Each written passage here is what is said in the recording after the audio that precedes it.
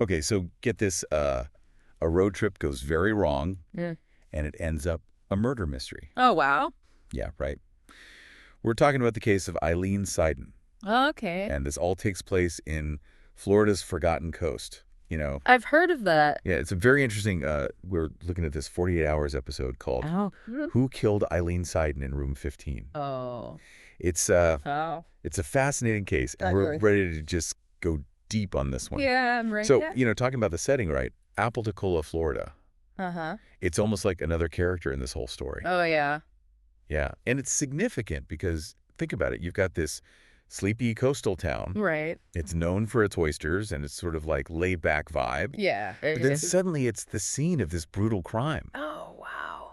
That contrast is really unsettling. Yeah, it makes it feel even more. Yeah, and it really sets the stage for the whole story. For sure. For sure. But before we get into all that, Okay. let's talk about the three people at the center of all this. Oh. We've got Aileen Seiden, the victim, Okay. and then the couple that she was involved with, Zach Abel and Christina Araho. Oh, wow. Yeah, their relationship was anything but conventional. I can imagine.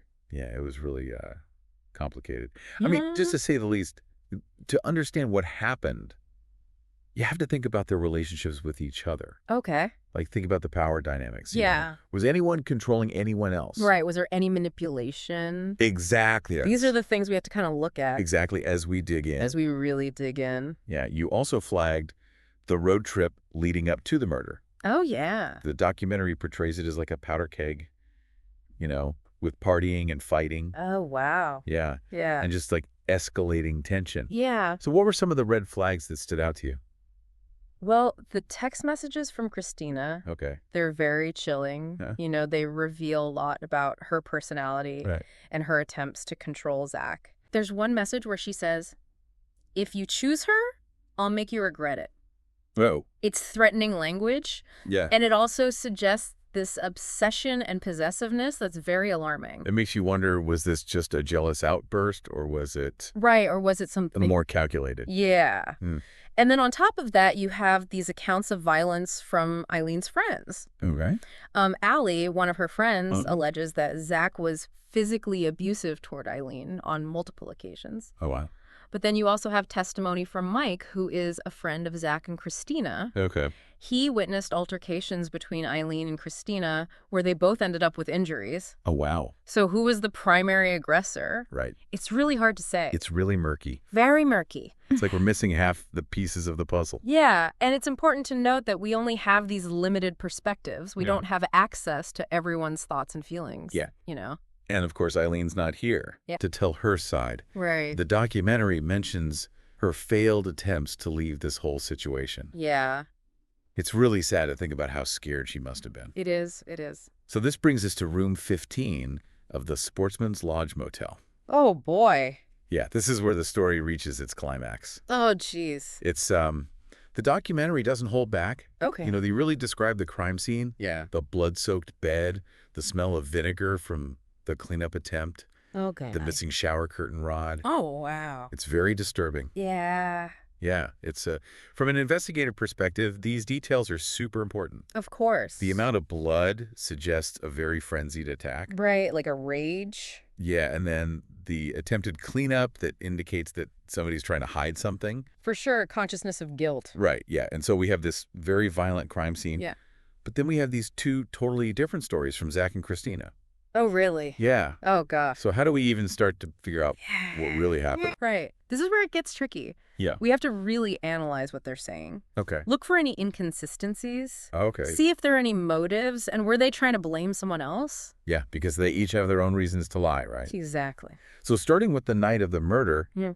how did their stories differ on who started the violence? Well, Christina says Zach just flew into a jealous rage. Oh, wow. Yeah, and that Aileen started to say something but never finished. Huh. She says she hit Aileen, but that Zach was much more violent. Okay. That he beat her with his fists and the shower curtain rod and even his walking stick. Oh, gosh, that's awful. It's really bad. And what about Zach? What does he say? Zach says that Christina killed Aileen. Oh, wow. Yeah, that he was only trying to protect Aileen. And himself. Right. He was afraid for his own safety. Wow. He says he woke up and Aileen was already dead. Oh, my God. Yeah. And that Christina told him not to call 911. Oh, wow. He claims that he only helped her clean up because he was terrified of her. And her father. Jesus. She said her father had connections to law enforcement. It's like they're both trying to protect themselves. Totally. But it's so hard to know what really happened. It really is. All we have are these two stories. It's true, and we have to remember they were feeling all kinds of things that night. Like what? Fear, anger, jealousy, all of that. Right, so maybe they weren't thinking straight. Exactly. So then after all this, the case goes to trial. Right. What happened at the trial? Well, the trial was really interesting. Yeah. One big thing was Christina took a plea deal. Oh, really? Yeah, for second-degree murder. Okay. And she testified against Zach. Wow, so she's the prosecution's star witness. Exactly. Do you think her testimony was believable? It's hard to say. I mean, the prosecution said she was remorseful in telling the truth. Right. But the defense, they said she was lying. Okay. Trying to save herself by blaming Zach. Yeah.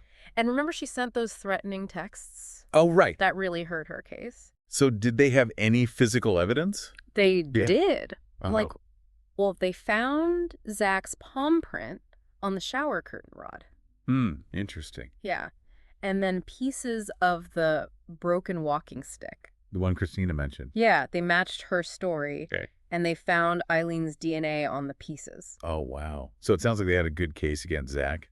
Yeah, but the defense, they really focused on Christina. Okay. They said that she did it and Zach was just scared of her. Okay. They talked about the injuries on Christina's hands and feet.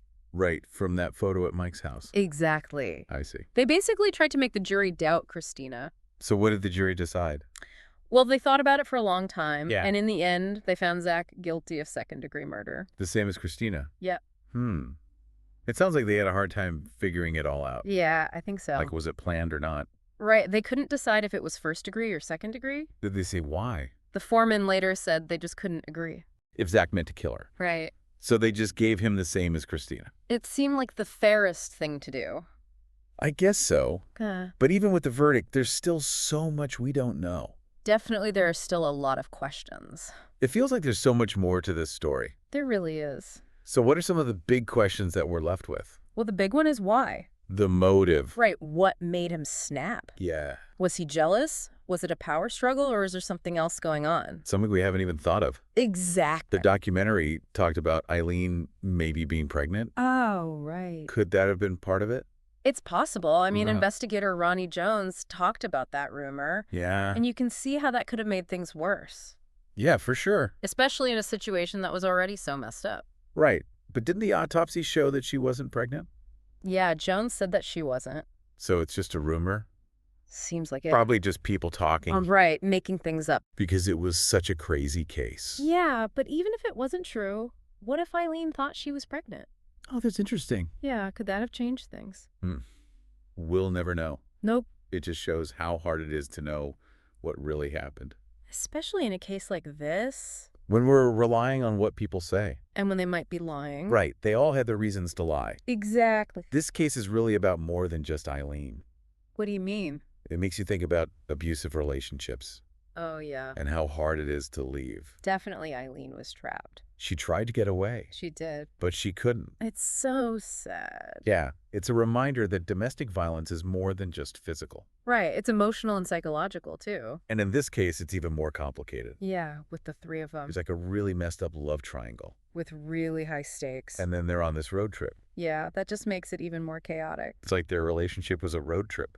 Started out fun. Yeah, full of hope. But then went off the rail. Ended in tragedy. Yeah. So Zach and Christina are in prison now.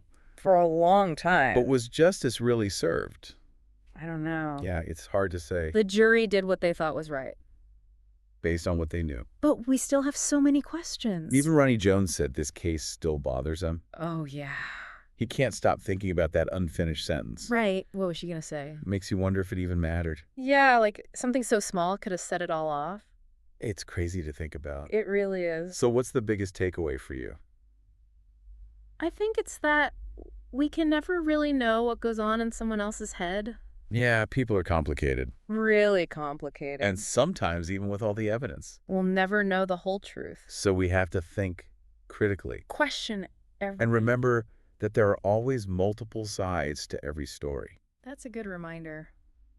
Well, this has been a really intense deep dive. It has. It really makes you think. For sure. So we encourage everyone to keep learning about this case. Yeah, do your own research. Draw your own conclusions. And until next time, stay curious. And remember, the most interesting cases are the ones that leave us with more questions than answers.